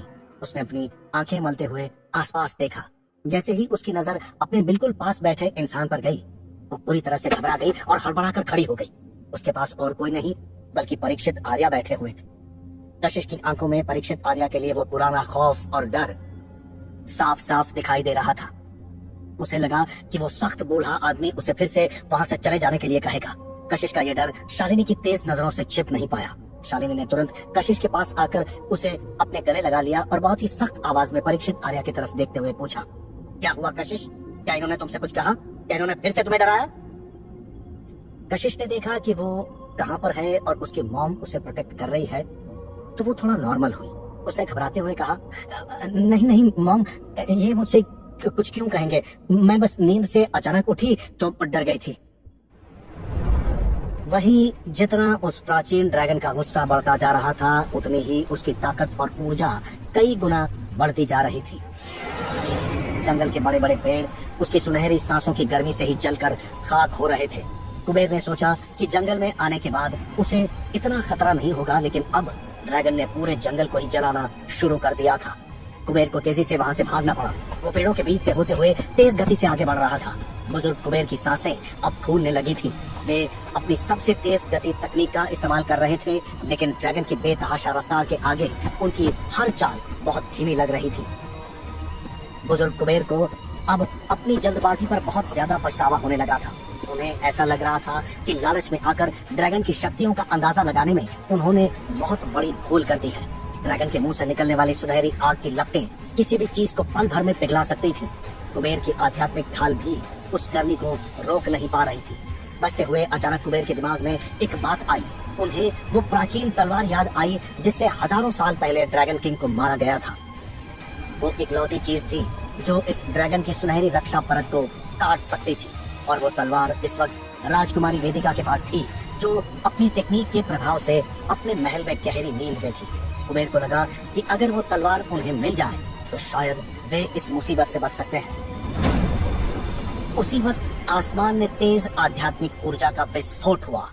बुजुर्ग अंबर के साथ उनके सबसे भरोसेमंद साथी बुजुर्ग खैरा, गिरिश, ओहाश और बुजुर्ग मयान जंगल में पहुंच गए थे। ये वे लोग थे जो हमेशा हर मुसीबत में अंबर के साथ खड़े रहते थे। लेकिन जब इन सभी ने उस विशाल सुनहरे ड्रैगन को करीब से देखा तो उनके पैर वहीं जमीन पर जम गए। किसी की हिम्मत नहीं हो रही थी कि वो आगे बढ़कर उस ड्रैगन का सामना करे। ड्रैगन के शरीर से निकलने वाली ऊर्जा का दबाव इतना अधिक था कि इन सभी ताकतवर योद्धाओं को सांस लेने में भी मुश्किल हो रही थी। बुजुर्ग अंबर ने अपने साथियों से कहा, हमें एक साथ हमला करना होगा, हम इसे मध्यनगर तक नहीं पहुंचने दे सकते। सभी ने सिर हिलाया। खैरा, गिरिश, ओहाश, मयान और अंबर ने अपनी अपनी आध्यात्मिक शक्तियों को एक साथ जोड़ना शुरू कर दिया। उनके शरीरों से अलग अलग रंगों की ऊर्जा निकली और आसमान में एक विशाल फॉर्मेशन में बदल गई। ये उनकी सबसे पावरफुल संयुक्त तकनीक थी।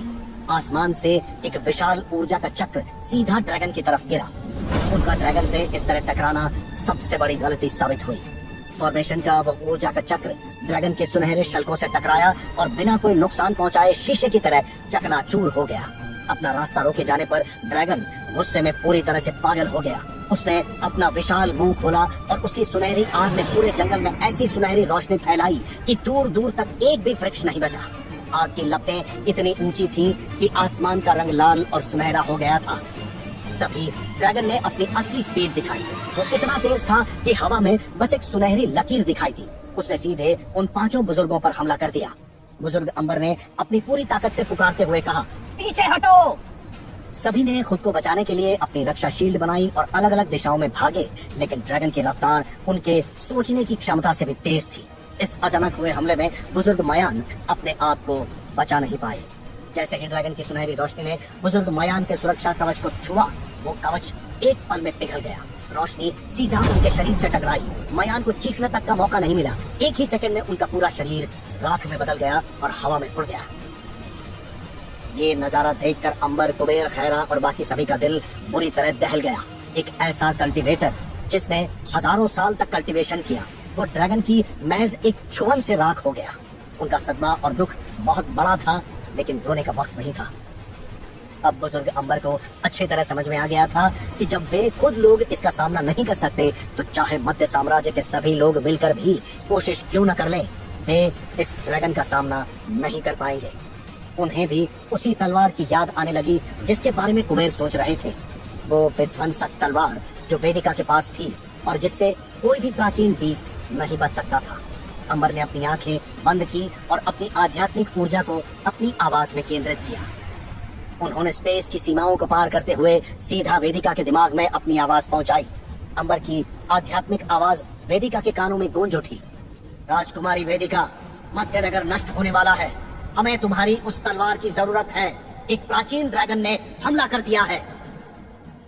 अपने आलीशान कमरे के ठंडे फर्श पर लेटी वेदिका की आंखें झटके से खुल गईं। उसके शरीर के चारों तरफ अभी भी क्लास 6 टेक्निक की लाल ऊर्जा घूम रही थी और उसका शरीर पहले की तरह खूबसूरत हो चुका था। उसने अंबर की आवाज सुनी थी और उसने छिपी घबराहट को महसूस कर लिया था। बिना एक पल गंवाए उसने अपना हाथ आगे बढ़ाया। हवा में एक लाल रंग की दरार बन गई। उसने अपनी प्राचीन तलवार उठाई और सीधे उस आयामी द्वार में कदम रख दिया। अगले ही पल वेदिका जंगल के आसमान में प्रकट हुई। उसने देखा कि जंगल जल रहा है और मध्यनगर की तरफ एक विशाल सुनहरा ड्रैगन बढ़ रहा है। वो ड्रैगन सब कुछ तबाह करने पर तुला था। वेदिका जानती थी कि अगर वो ड्रैगन नगर में घुस गया तो लाखों लोग पल भर में खत्म हो जाएंगे। तभी उसकी नजर बुजुर्ग अंबर पर पड़ी, जो लगातार पावरफुल तकनीक का इस्तेमाल कर रहे थे ताकि वो ड्रैगन को रोक सके। उसने खुद से ही कहा, बुजुर्ग अंबर अपनी कल्टीवेशन से वापस आ गए हैं, फिर भी उनके होते हुए भी ड्रैगन कंट्रोल में नहीं है। क्या इसका मतलब ये हो सकता है कि आज बुजुर्ग कुबेर भी इस ड्रैगन का सामना नहीं कर सकते? अगर ऐसा है तो मैं इसे कैसे रोक पाऊंगी? लेकिन मुझे कुछ तो करना ही होगा, क्योंकि आधा जंगल बर्बाद हो चुका है।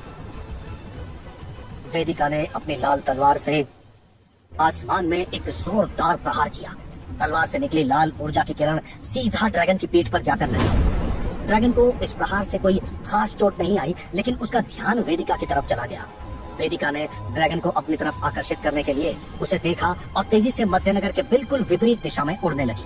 वो जानबूझकर अपनी जान पर खेलकर उस ड्रैगन को मध्यनगर से काफी दूर ले आई थी। वो उसे दूर इसलिए ले आई थी क्योंकि वो अपनी क्लास 6 की महाविनाशक रक्त रेखा टेक्निक का इस्तेमाल करना चाहती थी। ये एक वर्जित तकनीक थी और वो नहीं चाहती थी कि अंबर, कुबेर या कोई और इंसान उसकी इस क्लास 6 की महाविनाशक रक्त रेखा टेक्निक के बारे में जाने। जब उसे लगा कि वे लोग अब किसी की नजरों में नहीं है, तो वेदिका अचानक हवा में रुक गई। ड्रैगन सीधा उसकी तरफ आ रहा था। वेदिका ने अपनी आंखें बंद की और उसके शरीर की लाल ऊर्जा कई गुना बढ़ गई। उसने अपने दोनों हाथों को ड्रैगन की तरफ फैला दिया। ये तकनीक किसी भी जीव के शरीर के अंदर बहने वाले खून को कंट्रोल कर सकती थी। वेदिका ने अपनी ऊर्जा को ड्रैगन के शरीर से जोड़ दिया ताकि वो उसके खून को जमा सके और उसे वहीं रोक सके। जैसे ही वेदिका की तकनीक ने ड्रैगन के खून पर अपना असर करना शुरू किया, हवा में एक अजीब सा दबाव बन गया। ड्रैगन की रफ्तार अचानक धीमी हो गई। उसके विशाल शरीर की नसें बाहर की तरफ उभरने लगी। ऐसा लग रहा था कि ड्रैगन को अंदर से कोई जकड़ रहा है। वेदिका के चेहरे पर पसीना आ गया था। वो अपनी पूरी ताकत लगाकर ड्रैगन के खून के प्रवाह को अपने हिसाब से चलाने की कोशिश कर रही थी। लेकिन वेदिका को इस बात का अंदाजा नहीं था कि एक प्राचीन ड्रैगन का खून किसी आम जानवर या इंसान जैसा नहीं होता। जैसे ही वेदिका ने ड्रैगन के खून को पूरी तरह से कंट्रोल करने की कोशिश की, उसे अपने हाथों और अपने दिमाग में एक ऐसी चुभन महसूस हुई जैसे उसने किसी उबलते हुए लावे को पकड़ लिया हो। ड्रैगन के खून का उबाल और उसकी गर्मी इतनी ज्यादा थी कि वेदिका की सोल एनर्जी खत्म होने लगी थी, यहाँ तक कि उसे ऐसा लगने लगा जैसे कि उसकी आत्मा जलकर राख हो जाएगी। वो ड्रैगन का खून नहीं था, वो तरल आग थी जिसमें हजारों सालों की शुद्ध और ईश्वरीय ऊर्जा मिली हुई थी। उस ऊर्जा को कंट्रोल करना किसी भी इंसान के बस की बात नहीं थी। वेदिका के मुंह से दर्द की एक आवाज निकली। ड्रैगन के खून की उस आध्यात्मिक गर्मी की वजह से वेदिका का कंट्रोल बार बार ड्रैगन से छूट रहा था। जितनी बार वेदिका ड्रैगन के खून को जमाने की कोशिश करती, ड्रैगन की सुनहरी ऊर्जा उस लाल तकनीक को जलाकर नष्ट कर देती।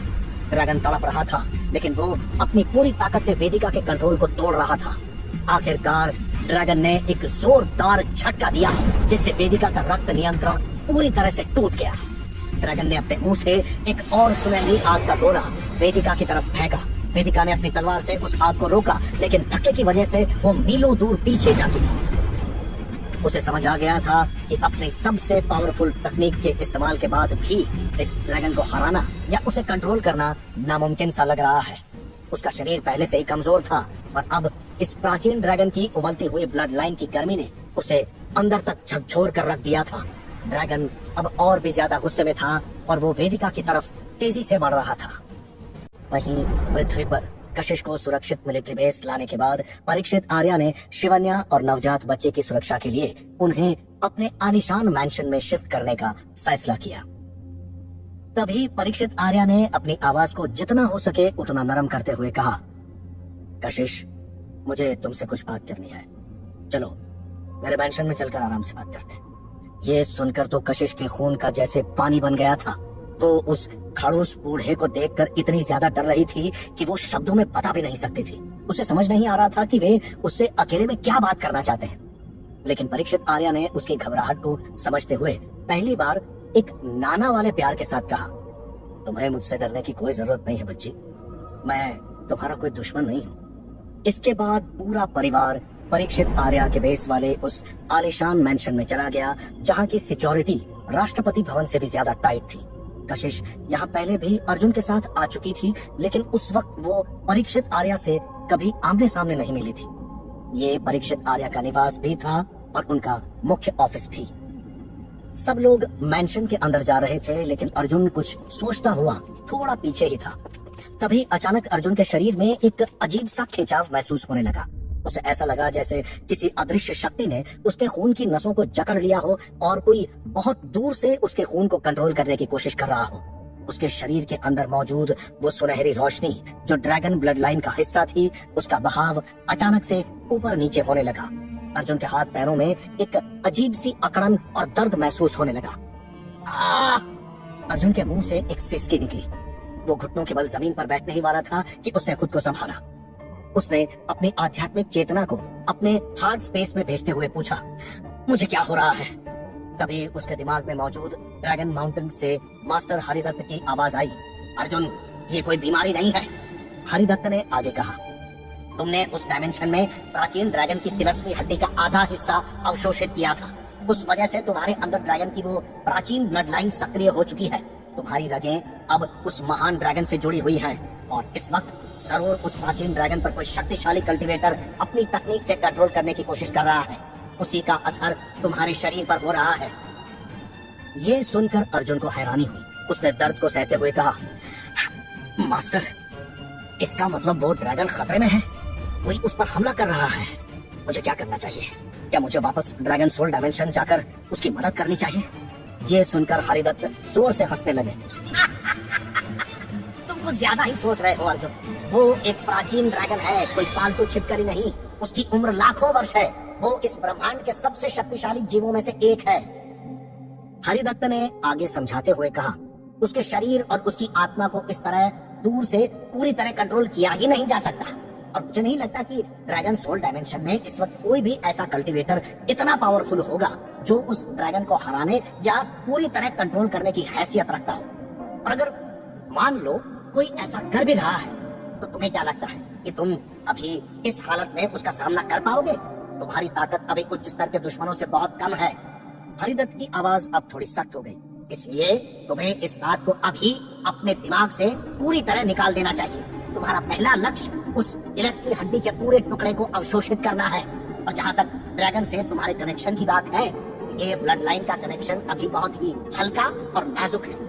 ये बिल्कुल एक कच्चे और पतले धागे जैसा है। ऐसे में अगर तुम अभी ड्रैगन के सामने जाओगे भी, मुझे नहीं लगता कि वो तुम्हें अपने वारिस के रूप में पहचान पाएगा। वो तुम्हें भी अपना दुश्मन समझकर राख में बदल सकता है। अर्जुन ने हरिदत्त की बातों को ध्यान से सुना। उसे समझ आ गया था कि मास्टर सही कह रहे हैं। हरिदत्त ने सलाह दी कि तुम अपने आप को मजबूत करो और अपनी शक्तियों को और विशाल बनाओ। इसके लिए तुम्हें वेदांत के कबीले से भी मिलना चाहिए। वहाँ तुम्हें अपनी शक्तियों को निखारने का रास्ता मिलेगा। लेकिन इन सब से भी पहले तुम्हें शिवन्या और अपने बच्चे का ध्यान रखना है। तुम एक पिता हो, अब तुम ऐसे ही मुंह मोड़कर किसी भी खतरे में कूद नहीं सकते। हरिदत्त ने आखिरी बात कही, कुछ दिन के लिए भूल जाओ कि ड्रैगन सोल डायमेंशन नाम की भी कोई जगह इस दुनिया में है। तुम्हारा बच्चा तुम्हारे लिए सबसे ज्यादा जरूरी है। अर्जुन ने राहत की सांस ली। हाँ मास्टर, आप बिल्कुल ठीक कह रहे हैं। अर्जुन ने अपनी आंखें बंद की और अपने अंदर उस बेकाबू सुनहरी रोशनी के बहाव को अपनी खुद की शुद्ध सफेद ईश्वरीय रोशनी से घेर लिया। सफेद रोशनी के स्पर्श से वो सुनहरी ऊर्जा तुरंत शांत हो गई और अर्जुन के शरीर की अकड़न गायब हो गई। उसी समय डायमेंशन में जैसे ही अर्जुन ने अपनी तरफ से उस ब्लड लाइन के खिंचाव को शांत किया, प्राचीन ड्रैगन के शरीर में भी ऊर्जा का एक नया संचार हुआ। ड्रैगन ने एक जोरदार झटका दिया और एक ही सेकंड में वेदिका के उस खून कंट्रोल करने वाली तकनीक के जाल को पूरी तरह से तोड़ दिया। उस वक्त तक वेदिका वहां से काफी दूर निकल चुकी थी। उसकी सोल एनर्जी बहुत ही कमजोर पड़ चुकी थी। उसे समझ में आ गया था कि वो अभी भी इस प्राचीन ड्रैगन का सामना नहीं कर सकती। उसे अपनी इस हार को स्वीकार करना पड़ा था। वेदिका को एहसास हो गया था कि उसे पहले अपनी सोल एनर्जी को इकट्ठा करना होगा। ड्रैगन के हमले और तकनीक के टूटने के बाद उसे इतना वक्त ही नहीं मिला था कि वो कल्टीवेशन कर सके, ताकि वो फिर से अपनी सोल एनर्जी को पहले की तरह मजबूत बना सके और नई एनर्जी को अवशोषित कर सके। वो चुपचाप अपने भवन की तरफ लौट गई। जब ड्रैगन ने देखा कि अब उसके सामने उसे चुनौती देने वाला कोई नहीं है, तो उसका गुस्सा थोड़ा शांत हुआ। उसने आसमान में एक दहाड़ मारी और फिर वहां से गायब हो गया। उसने एक बहुत ही विशाल आयामी द्वार का इस्तेमाल किया और पलक झपकते ही वो वापस अपने ड्रैगन माउंटेन में पहुंच गया था। और ये जगह बिल्कुल ऐसी थी जैसे अर्जुन के दिमाग में थी, जिसका मतलब था कि ड्रैगन किंग वेदांत ने अपने दिमाग में जो दुनिया बनाई थी, वो ड्रैगन किंग की असली जगह की हूबहू नकल थी। वहीं पृथ्वी पर सीक्रेट रूम से बाहर आने के बाद परीक्षित आर्या ने कशिश को अपने साथ मैंशन में चलने के लिए कहा था। कशिश का डर साफ तौर पर शालिनी को दिखाई दे रहा था। उसने अपने आप से ही कहा कि पापा ने कशिश को काफी डरा दिया है, इसलिए शालिनी ने कशिश को अकेला नहीं छोड़ा। शालिनी ने कशिश का हाथ अपने हाथ में मजबूती से पकड़ते हुए कहा, मैं भी तुम्हारे साथ चलूंगी कशिश, तुम अभी भी डर रही हो। कशिश ने कहा, नहीं मॉम, मैं बिल्कुल ठीक हूँ। शालिनी की इस बात से कशिश को थोड़ी हिम्मत मिली और उसने राहत की सांस ली। परीक्षित आर्या आगे आगे चल रहे थे और शालिनी अपनी बेटी का हाथ पकड़े उनके पीछे पीछे। मिलिट्री बेस का वो हिस्सा जहाँ परीक्षित आर्या का मेंशन था, वो किसी किले से कम नहीं था। वहाँ की सिक्योरिटी देखकर ही किसी भी आम इंसान के पसीने छूट जाएं। लेकिन कशिश का ध्यान सिक्योरिटी पर नहीं था। उसका दिमाग तो बस इस बात पर अटका था कि आखिर परीक्षित आर्या उससे क्या बात करना चाहते हैं। मेंशन के अंदर पहुंचते ही परीक्षित आर्या उन्हें अपने एक बड़े और बेहद शांत प्राइवेट लिविंग रूम में ले गए। कमरे में भारी पर्दे लगे थे और दीवारों पर कुछ पुरानी तस्वीरें और मिलिट्री के मेडल्स सजे थे। परीक्षित आर्या ने एक इशारे से शालिनी और कशिश को सोफे पर बैठने के लिए कहा। कशिश अपनी मॉम से बिल्कुल सट कर बैठ गई। उसका दिल अभी भी तेजी से धड़क रहा था। परीक्षित आर्या उनके सामने एक सिंगल सोफे पर बैठे। उन्होंने कुछ देर तक बिना कुछ कहे कशिश को देखा। उनकी वो पैनी नजरें जो हमेशा दुश्मनों को डराने के लिए जानी जाती थीं, आज उनमें एक अजीब सी नरमी और एक गहरा दुख छुपा हुआ था। कशिश ने जब उनकी आंखों में देखा तो उसे वो आंखें बहुत ही थकी हुई सी लगी। परीक्षित आर्या ने एक गहरी सांस ली और आखिरकार चुप्पी तोड़ी। उनकी आवाज बहुत ही शांत और धीमी थी, जो उनके आम मिलिट्री लहजे से बिल्कुल अलग थी। उन्होंने शुरुआत की, कशिश, मुझे पता है कि तुम मुझसे डरती हो और तुम्हारा डरना लाजमी भी है। जब तुम पहली बार यहाँ आई थी तो मैंने तुम्हारे साथ बहुत रूखा व्यवहार किया था। मैंने तुम्हें यहाँ से चले जाने को कहा था। कशिश ने अपनी नजरें झुका ली पर कुछ नहीं बोली। शालिनी बस चुपचाप बैठकर अपने पिता को देख रही थी। उसने कहा, मुझे पता था कशिश आपकी वजह से ही गई है। शालिनी को देखकर परीक्षित आर्या ने कहा, अभी मैं सिर्फ कशिश से बात कर रहा हूँ। परीक्षित आर्या ने कहा, मैं हमेशा से तुम्हें महर्षि फैमिली की बेटी समझता आया हूँ, उस परिवार की बेटी जिसने मेरी शालिनी को, मेरी बेटी को बहुत दर्द दिया है। मुझे लगता था कि तुम भी उन्हीं का खून हो, इसलिए मैं कभी तुम्हें अपने परिवार का हिस्सा नहीं मान पाया। लेकिन मैं तुमसे नफरत नहीं करता था, बस मैं नहीं चाहता था कि तुम्हें मेरे और शालिनी के रिलेशन के बारे में कुछ पता चले। कशिश ने धीरे से अपनी नजरें उठाई और परीक्षित आर्या को देखा। उसे समझ नहीं आ रहा था कि वे आज ये सब क्यों बता रहे हैं। परीक्षित आर्या की आवाज थोड़ी लड़खड़ा रही थी। उन्होंने आगे कहा, लेकिन आज मुझे एक ऐसा सच पता चला है जिसने मेरी पूरी दुनिया को हिलाकर रख दिया है। शालिनी ने मुझे कभी नहीं बताया कि तुम उस घटिया योगेंद्र महर्षि की बेटी नहीं हो। ये सुनते ही कशिश के चेहरे के भाव एकदम से बदल गए। वो झटके से शालिनी की तरफ मुड़ी। मॉम, ये क्या कह रहे हैं? शालिनी ने कशिश का हाथ और कसकर पकड़ लिया और एक हल्की सी मुस्कान के साथ सिर हिलाया। परीक्षित आर्या अपनी जगह से उठे और धीरे धीरे चलकर कशिश के सामने आकर खड़े हो गए। उन्होंने बहुत ही कांपते हुए हाथों से कशिश के सिर पर अपना हाथ रखा। ये पहली बार था जब उन्होंने कशिश को इतना प्यार से छुआ था। परीक्षित आर्या ने बहुत ही भावुक होते हुए कहा, कशिश मेरी बच्ची, तुम कोई बाहरी नहीं हो, तुम शालिनी की अपनी सगी बेटी हो, तुम अर्जुन की सगी बहन हो। कशिश का दिमाग सुन्न पड़ गया। उसे लगा जैसे उसने कुछ गलत सुन लिया है। वो हड़बड़ाकर खड़ी हो गई। क्या? नहीं, मॉम ने तो मुझे इस बारे में कुछ बताया ही नहीं, और मुझे तो यही पता था कि मॉम का कोई परिवार नहीं है। परीक्षित आर्या ने बीच में ही उसे टोकते हुए कहा, नहीं कशिश, वो सब एक झूठ था, एक ऐसा झूठ जो शालिनी ने इसलिए बोला था क्योंकि उसे अपनी बेटी के बारे में पता नहीं था। महर्षि फैमिली ने तुम्हारे पैदा होते ही तुम्हें शालिनी से दूर कर दिया था, और उसी वजह से शालिनी इतने सालों तक उनका हर जुल्म सहती रही, सिर्फ तुम्हें जिंदा रखने के लिए। अगर उसे पहले ही पता चल जाता कि तुम उसकी बेटी हो तो वो खुद उन्हें सबक सिखा चुकी होती। कशिश की आंखों से आंसू छलक पड़े। वो पूरी तरह से शॉक में थी। उसने रोते हुए अपनी मॉम की तरफ देखा। मॉम, इसका मतलब आपका पूरा परिवार है और फिर भी आप ऐसे रह रही थी जैसे कि आपका कोई नहीं है, वो भी सिर्फ मेरी वजह से। मॉम, आपके परिवार में कौन कौन है? परीक्षित आर्या ने कशिश के गालों से आंसू पोंछे और कहा, मैं कोई खड़ूस बूढ़ा या मिलिट्री कमांडर नहीं हूं कशिश, मैं तुम्हारा नाना हूं, तुम्हारा सगा नाना। कशिश ने रोते हुए परीक्षित आर्या को देखा। उनके चेहरे पर अब कोई सख्ती नहीं थी, बल्कि एक नाना का प्यार और अपने किए पर पछतावा था। परीक्षित आर्या ने अपने हाथ जोड़ते हुए कहा, मुझे माफ कर दो बच्ची, मैंने तुम्हें पहचानने में बहुत बड़ी भूल की। मैंने अपनी ही नातिन को डराया और मेरी वजह से तुम इतनी बड़ी मुसीबत में पड़ गई। मुझे नहीं पता कि मैं इस बात की माफी कैसे मांगूंगा। कशिश ने तुरंत परीक्षित आर्या के जुड़े हुए हाथों को पकड़ लिया। नहीं नाना जी, प्लीज अब ऐसे मत कहिए। कशिश ने पहली बार उन्हें नाना जी कहकर पुकारा था। परीक्षित आर्या की आंखों में ये शब्द सुनकर एक चमक आ गई। उन्होंने आगे बढ़कर कशिश को अपने गले से लगा लिया।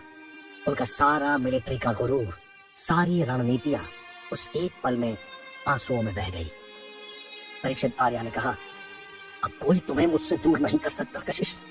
तुम इस आर्या परिवार की बेटी हो और इस परिवार पर हाथ डालने वाले का मैं वो हश्र करूंगा कि दुनिया याद रखेगी। ये वही पल था जब कशिश का सारा डर हमेशा के लिए खत्म हो गया था। उसे अब पता चल गया था कि उसके पीछे सिर्फ अर्जुन ही नहीं, बल्कि एक ऐसा परिवार खड़ा है जो उसके लिए पूरी दुनिया से लड़ सकता है। वहीं खुराना फैमिली को भी ये खबर लग गई थी कि शिवन्या को लड़का हुआ है। ये खबर मिलते ही खुराना मैंशन में खुशियों की लहर दौड़ गई थी। जयदेव खुराना और उनके बेटे राजवीर की खुशी का कोई ठिकाना नहीं था। वे सभी बिना देर किए शिवन्या से मिलने के लिए घर से निकल गए। उनकी सुरक्षा और गाड़ियों के काफिले का अरेंजमेंट आर्या फैमिली का वफादार आदमी मिर्जा ही देख रहा था। सभी बहुत खुश थे, लेकिन जब खुराना फैमिली परीक्षित आर्या के मेंशन में पहुंची और उन्हें ये पता चला कि अर्जुन कोई मिडिल क्लास नहीं है, बल्कि वो देश के सबसे ताकतवर परिवार आर्या फैमिली का चिराग है, तो मिस्टर जयदेव खुराना और राजवीर खुराना के पैरों तले से जमीन खिसक गई थी। वो तो आज तक अर्जुन को महर्षि फैमिली का वो बेटा समझते आए थे जिसे घर से धक्के मारकर निकाल दिया गया था, लेकिन उन्हें सिर्फ इतना पता था कि अर्जुन टैलेंटेड है और वो इसी बात से खुश थे। पर आज जो उन्हें देखने को मिला, वो ये बात सपने में भी नहीं सोच सकते थे। उन्हें विश्वास ही नहीं हो रहा था कि जिस अर्जुन को वे एक साधारण लड़का समझते थे, वो परीक्षित आर्या का नाती है। जयदेव खुराना को अपने पुराने बर्ताव पर थोड़ा पछतावा भी हुआ जब अर्जुन शुरू में उनके घर आया था, लेकिन परीक्षित आर्या ने बहुत ही बड़प्पन दिखाते हुए उनका स्वागत किया। सत्यम आर्या, जो अर्जुन के बड़े मामा थे, वे भी वहां पहुंच चुके थे और वे बहुत ज्यादा खुश थे। सत्यम ने आते ही एक बहुत बड़ा फैसला सुना दिया। उन्होंने बहुत ही अधिकार के साथ कह दिया था कि अब शिवन्या और बच्चा यहाँ दिल्ली में इस मिलिट्री बेस के माहौल में नहीं रहेंगे, बल्कि वे मुंबई उनके साथ आर्या मैंशन में ही रहेंगे। ये डिसीजन सत्यम ने बहुत सोच समझ कर लिया था ताकि शिवन्या को एक सामान्य और पारिवारिक माहौल मिल सके।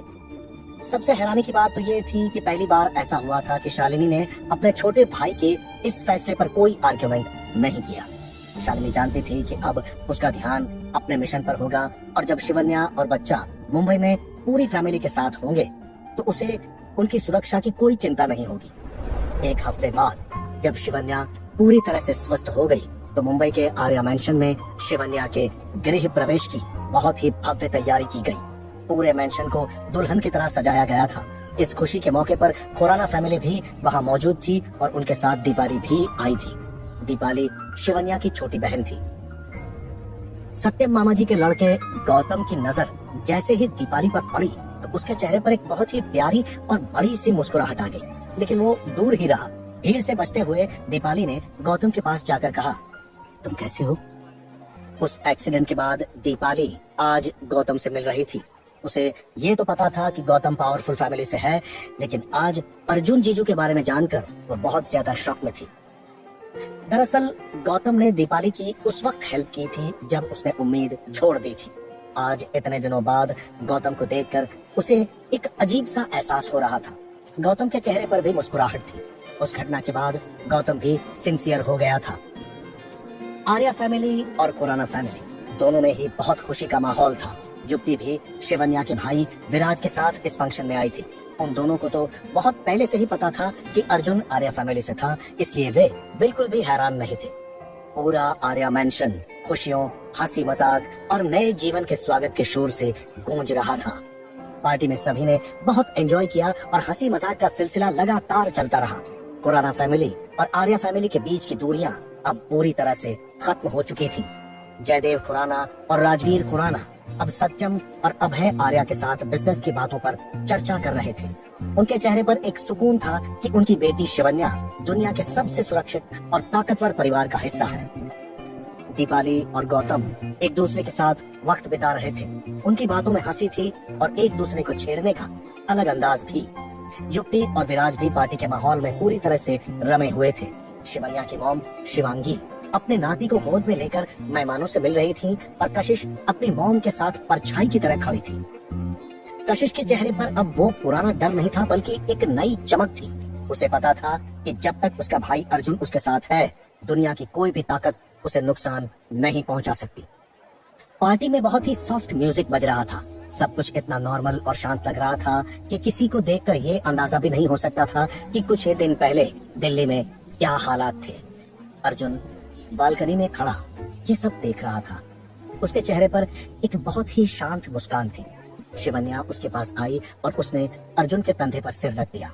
अर्जुन ने प्यार से शिवन्या का हाथ पकड़ लिया और कहा, तुम्हें आराम करना चाहिए। शिवन्या बोली, मैंने पूरे दिन कल्टीवेशन किया था, आज मुझे काफी बेटर फील हो रहा है। ये सुनकर अर्जुन के चेहरे पर मुस्कुराहट आ गई। रात काफी हो चुकी थी। मेहमान धीरे धीरे अपने घरों की तरफ लौटने लगे थे। खुराना फैमिली भी शिवन्या और बच्चे को बहुत सारा प्यार देकर अपने घर के लिए निकल गई। मैंशन में अब सिर्फ आर्या फैमिली के ही लोग बचे थे। सब लोग अपने अपने कमरों में सोने के लिए जा रहे थे।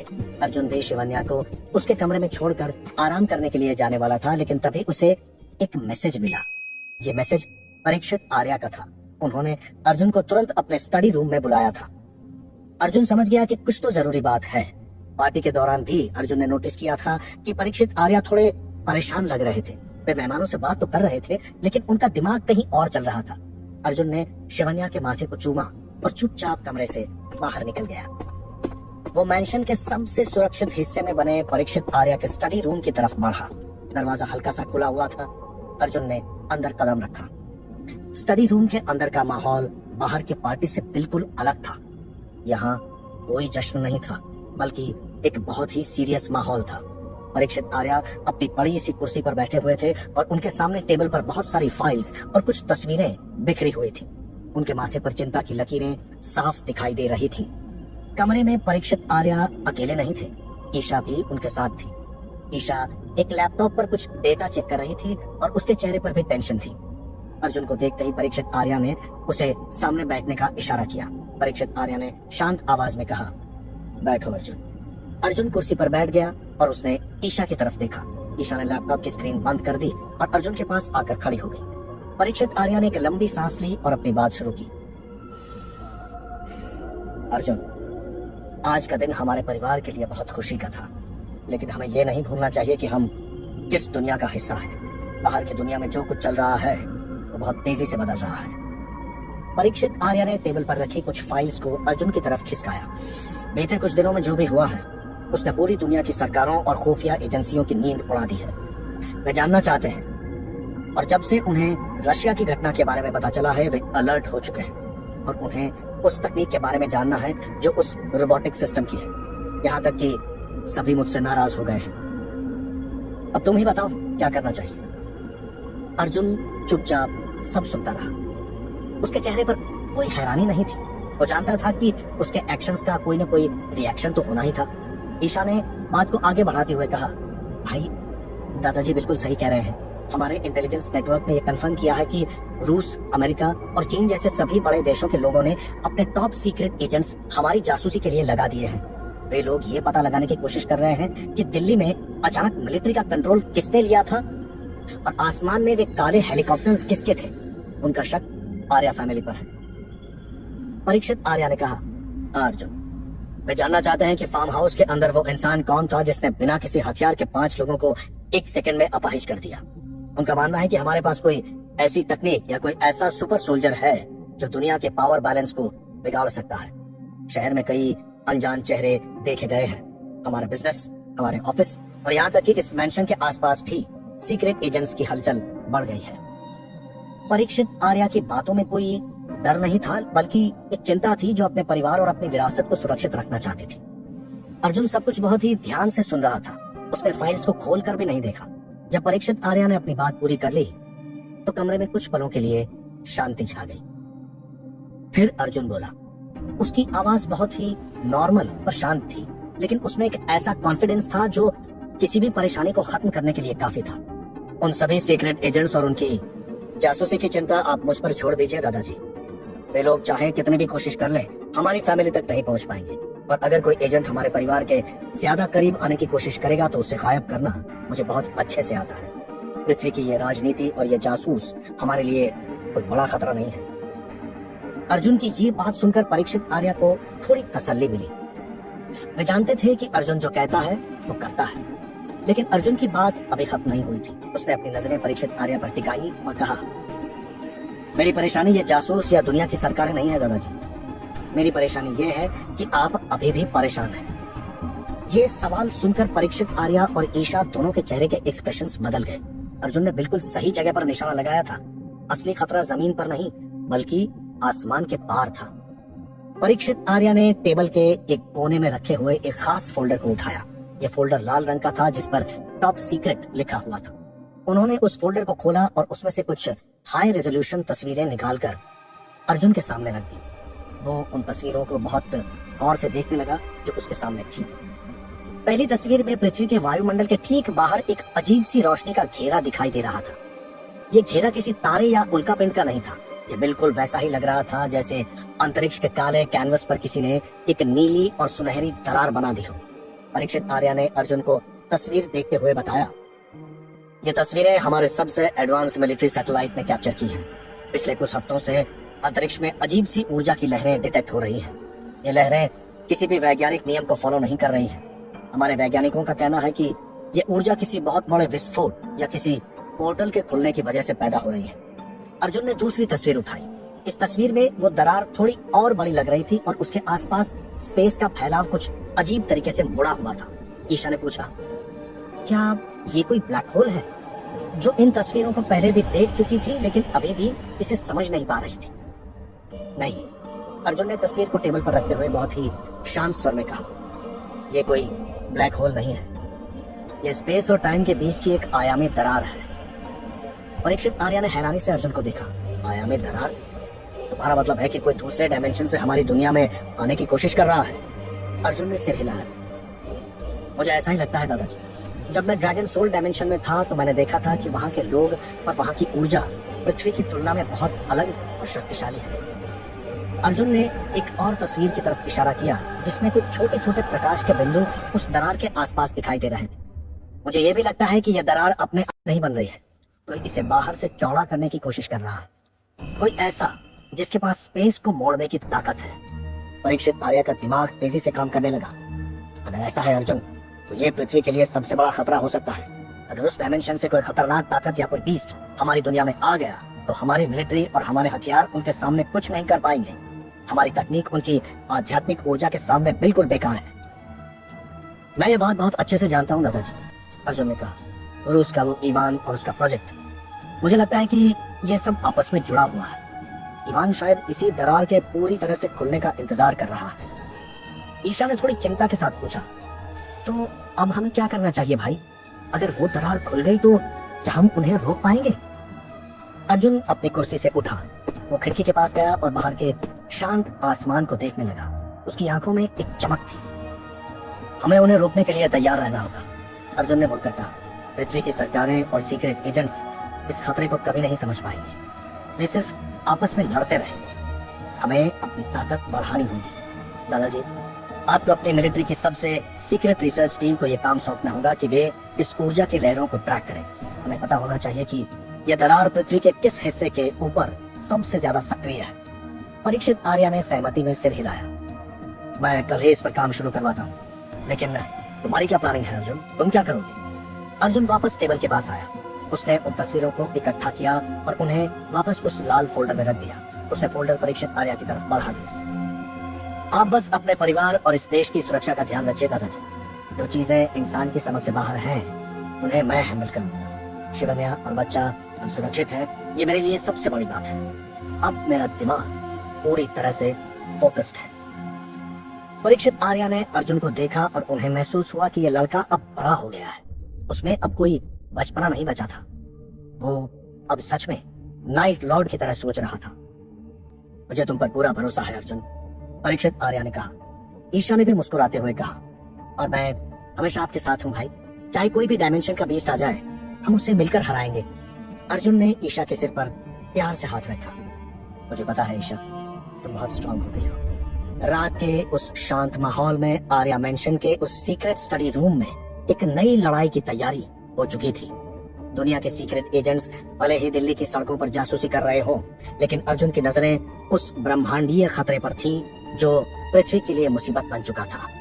अर्जुन स्टडी रूम से बाहर निकलकर वापस शिवन्या के कमरे की तरफ जाने लगा। वो जानता था कि आने वाले दिन बहुत ही चुनौती भरे होने वाले हैं। उसने कमरे का दरवाजा धीरे से खोला। अंदर शिवन्या और बच्चा बहुत ही सुकून की नींद सो रहे थे। अर्जुन जाकर बेड के पास बैठ गया। उसने अपने बच्चे के छोटे से हाथ को छुआ। मैं तुम्हें एक सुरक्षित दुनिया दूंगा, अर्जुन ने अपने मन में वादा किया। क्या अर्जुन उस आयामी दरार को पूरी तरह खुलने से रोक पाएगा? ईवान का वो बड़ा प्लान आखिर क्या है जिसके लिए वो उस दरार का इंतजार कर रहा है? और अर्जुन अपनी ताकत बढ़ाने के लिए अगला कदम क्या उठाएगा? जानने के लिए सुनिए